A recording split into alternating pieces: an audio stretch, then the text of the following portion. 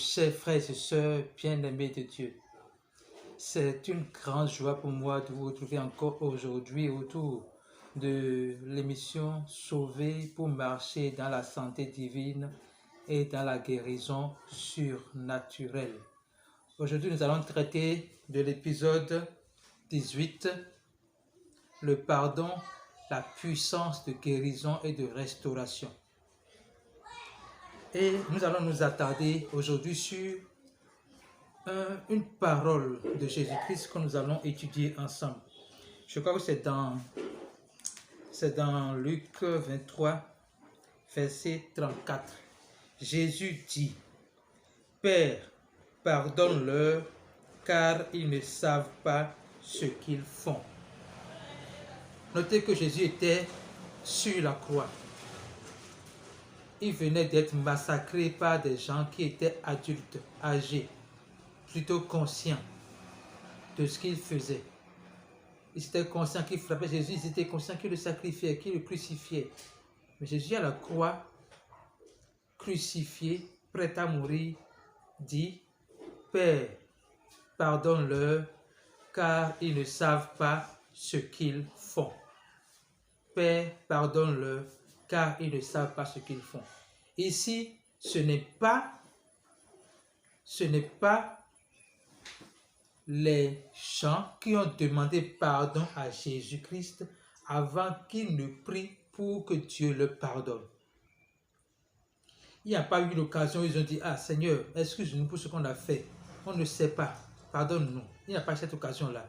Jésus lui-même a pris sur lui de prier le Père de leur pardonner les péchés. Maintenant, plus que ça, il justifie pourquoi le Père doit leur pardonner leurs péchés. Il dit, car ils ne savent pas ce qu'ils font. On pourrait dire que Jésus est en train d'embêter ces adultes-là. Comment pourrait-il dire que ceux qui étaient conscients, qui sont déjà à l'âge de maturité, puissent leur dire, ils ne savent pas ce qu'ils font.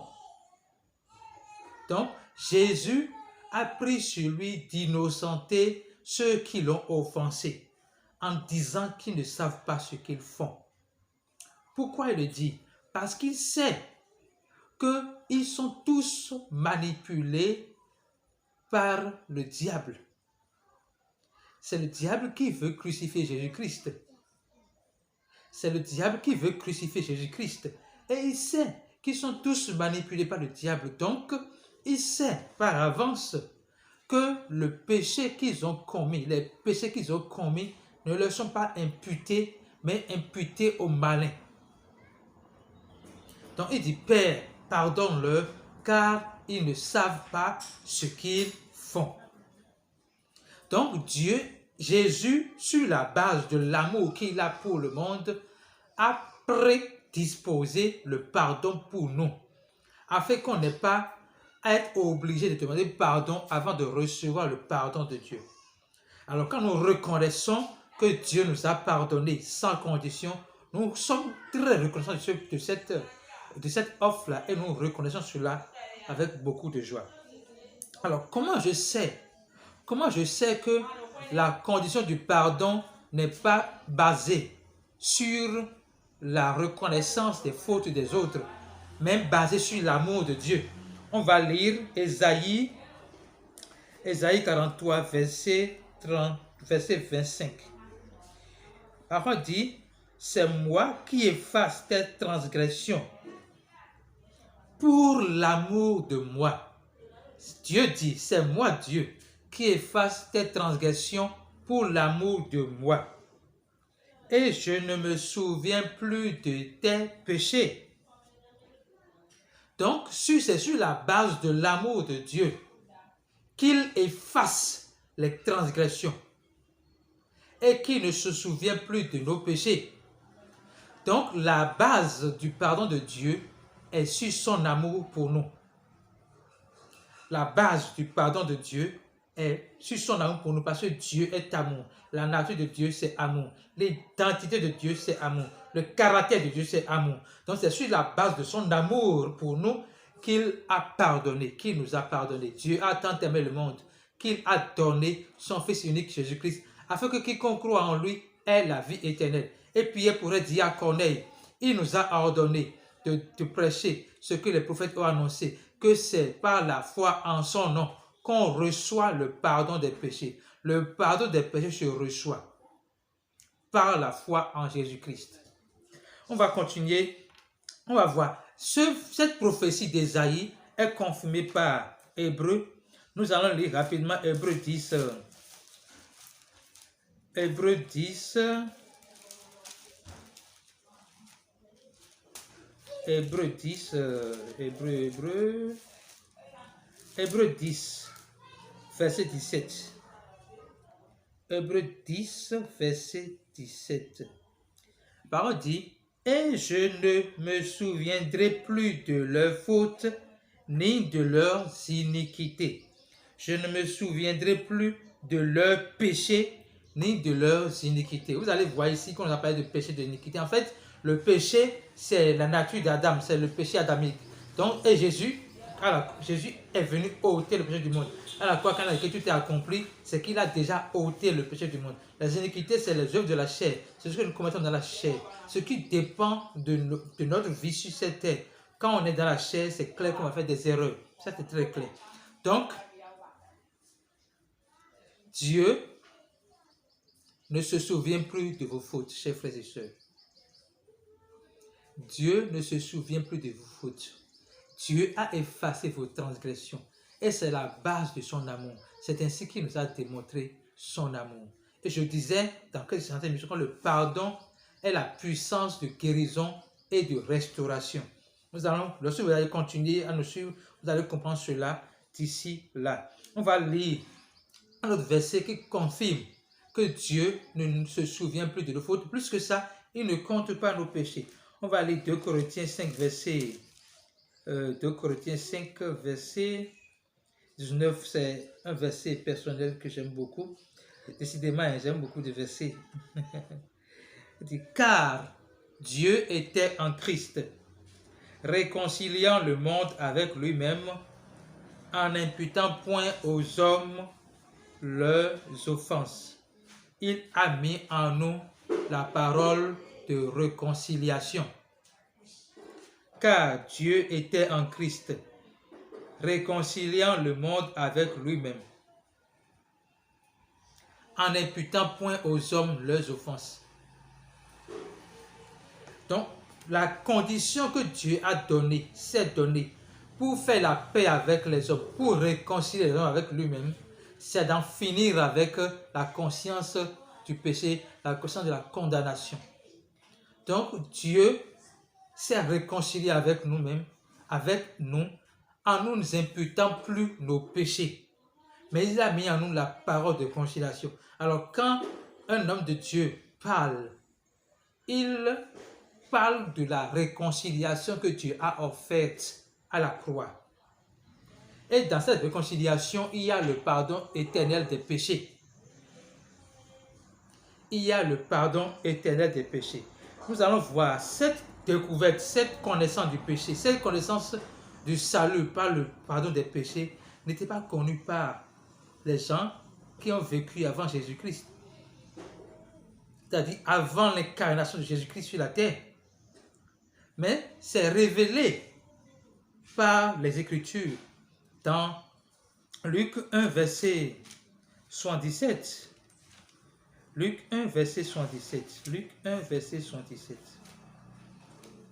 Luc 1, verset 77. Voici ce que ça dit. Je vais commencer par lire verset 76. C'est Zacharie rempli du Saint-Esprit qui parle ici. Et toi, petit enfant, parlant de Jean-Baptiste, tu seras appelé prophète du Très-Haut, car tu marcheras devant la face du Seigneur pour préparer ses voies, afin de donner à son peuple la connaissance du péché, la connaissance du salut par le pardon des péchés. Donc, la vraie mission de Jean-Baptiste, c'est de révéler au peuple de Dieu la connaissance du salut par le pardon des péchés. Donc, ça veut dire qu'avant Jean-Baptiste, il n'y avait pas la connaissance du salut uniquement par le pardon des péchés. on devait faire beaucoup d'œuvres pour recevoir, pour mériter le pardon de Dieu. Mais aujourd'hui, ce pardon nous est offert gracieusement. Lorsque nous connaissons, nous savons que Jean-Baptiste est venu pour nous donner la connaissance du salut par le pardon des péchés, nous sommes plus heureux, nous sommes plus confiants, nous avons plus d'assurance. Alors, je disais au départ que le pardon est la puissance de guérison, de restauration. Et aujourd'hui, je mets l'accent uniquement sur notre aptitude à recevoir par la foi le pardon de Dieu. Recevoir par la foi le pardon de Dieu. Le pardon de Dieu nous est offert. Dieu ne nous accuse pas. Il dit, il n'y a plus de condamnation pour ceux qui sont en Christ. Avant qu'on ne parle de condamnation, on parle d'abord de culpabilité. Vous n'êtes pas coupable devant Dieu. Vous n'êtes pas coupable devant Dieu. Il a pardonné vos péchés. Il ne compte plus vos iniquités. Il a fait la paix avec vous, afin que vous puissiez vous approcher, ô Seigneur, par le moyen du sang de Jésus-Christ, du trône de la grâce. Vous venez devant le trône de la grâce par le moyen du sang de Jésus-Christ, c'est-à-dire de la vie de Jésus-Christ, de ce que Jésus-Christ a fait pour vous, de sa mort pour vos péchés, son enseignement, sa résurrection. Vous venez devant le trône de la grâce par le moyen du sang versé par Jésus-Christ à la croix pour chacun de nous. Et sur la base de ça, Dieu ne compte plus vos péchés. Il ne compte pas vos iniquités. Il n'a pas le temps de compter vos péchés. Il vous aime et son amour est conditionnel. Et c'est pas sur la base de son amour qu'il a d'avance donné le pardon des péchés. On va voir la réalité de cela dans Matthieu 9. On va lire à partir du verset 2. Matthieu 9, verset 2. Ça dit ceci. Et voici, on lui amena un paralytique couché sur un lit. Jésus, voyant leur foi, dit au paralytique, « Prends courage, mon enfant, tes péchés te sont pardonnés. » Prends courage, mon enfant, tes péchés te sont pardonnés. Jean-Baptiste est venu pour nous donner la connaissance du salut par le pardon des péchés. Et dans le salut, qui est sotéria, qui signifie délivrance du péché et de ses conséquences, il y a sozo, qui signifie délivrance des maux et des maladies de ce monde. Donc, je reprends le verset en contextualisant avec la guérison.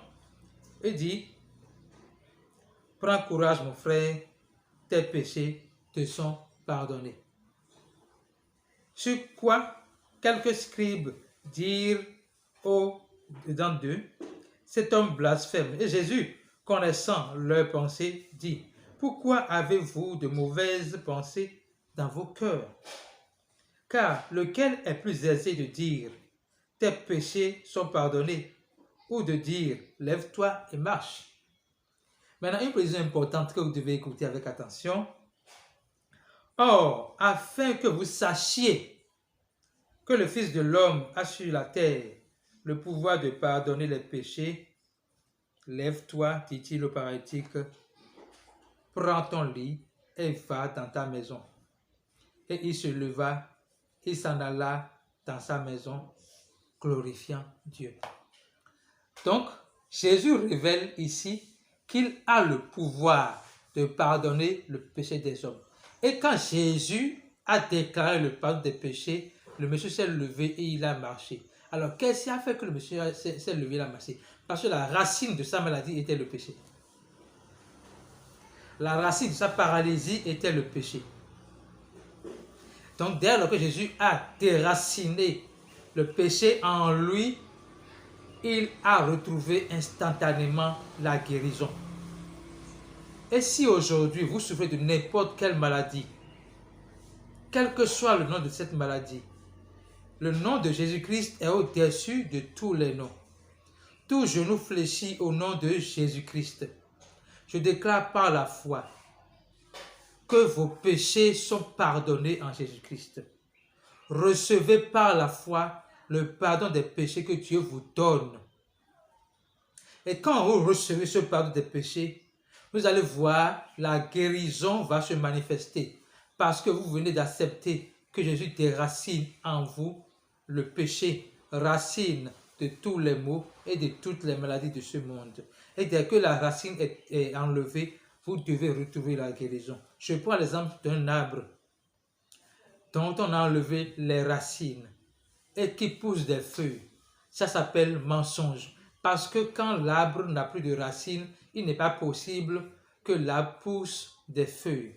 Donc, si vous n'avez plus la racine du péché en vous, il n'est pas possible qu'on trouve les fruits du péché comme la maladie qu'on sort dans votre vie. C'est impossible. Donc, quand vous comprenez cela, vous êtes reconnaissant. Alors, je voudrais que vous reconnaissiez l'amour de Dieu pour vous, qui a offert le pardon des péchés pour vous affranchir de toutes les maladies de ce monde. Jésus vous dit, mon fils, ma fille, mon enfant, tes péchés te sont pardonnés. Lève-toi et marche et glorifie le nom de Dieu. Tes péchés te sont pardonnés. Jésus t'a déjà guéri. Tu n'es plus malade, tu es guéri. Et je déclare que tu marches dans la guérison de Dieu, dans la guérison surnaturelle.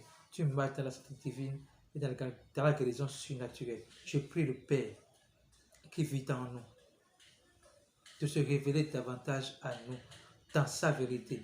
Que sa parole illumine les yeux de notre cœur afin que nous puissions recevoir sa parole dans la douceur et de pouvoir dire merci Jésus. Merci pour ton pardon. Je ne savais pas que j'étais pardonné. J'étais dans la culpabilité. Mais maintenant, je sais que tu m'as pardonné. Je te remercie pour ce pardon. Merci Jésus, parce que tu nous as pardonné.